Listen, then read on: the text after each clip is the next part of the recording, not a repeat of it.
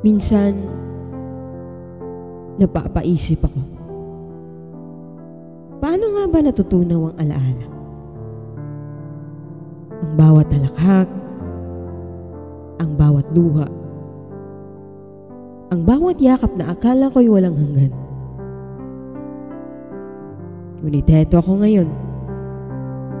Hinahanap ang mga bakas ng kahapon na tila iniwan sa buhangin ng dalampasigan.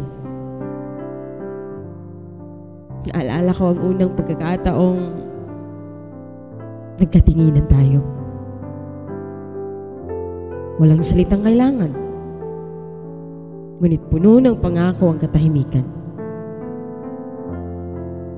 Ikaw ang mundo ko noon. Ikaw ang araw na bumubungad sa bawat umaga. Ang gabing nagbibigay liwanag sa aking mga bituin. Pero bakit nga ba ang liwanag ay natutulad din sa apoy?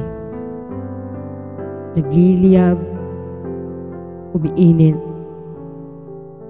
ngunit nauubos. Kahit anong yakap ko sa init nito, hindi ko na napigilang masunog. Dumating ang mga araw na ang mga tao ay naging tanong. Ang mga kwento ay naging debate. At ang mga tinginan ay naging malamig na hangin. Walang kasiguraduhan. Walang malinaw na dahilan. Bakit ang dating maganda ay biglang nag-iba? Bakit ang dating buo ay unti-unting nadurog? Sabi nila,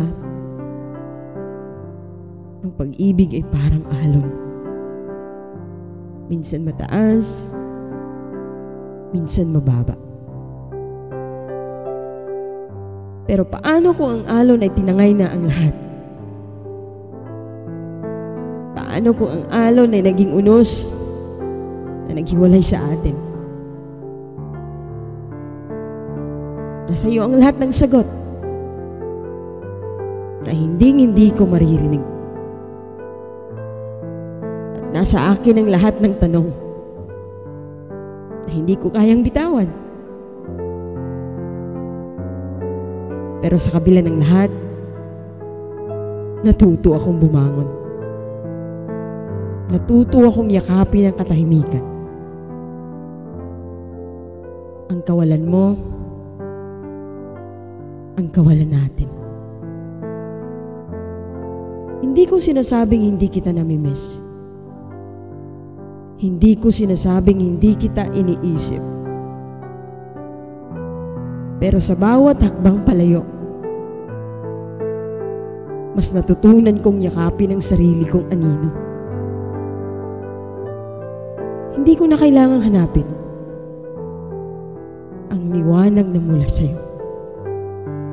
Dahil natutunan ko nang magningning mag-isa.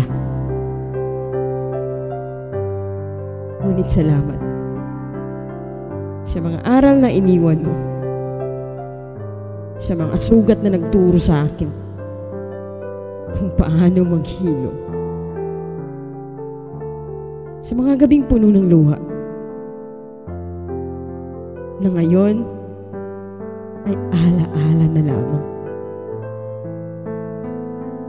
Kung sakaling magkita tayong muli,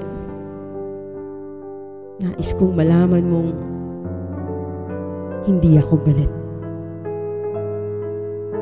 Hindi ako nagtatanim ng hinanakit. Sa halip, nagpapasalamat ako sa bawat sandali na naging tayo. Ang mga bakas ng kahapon ay hindi kailanmay mabubura. Pero hindi na rin kailanman ito maibabalik pa.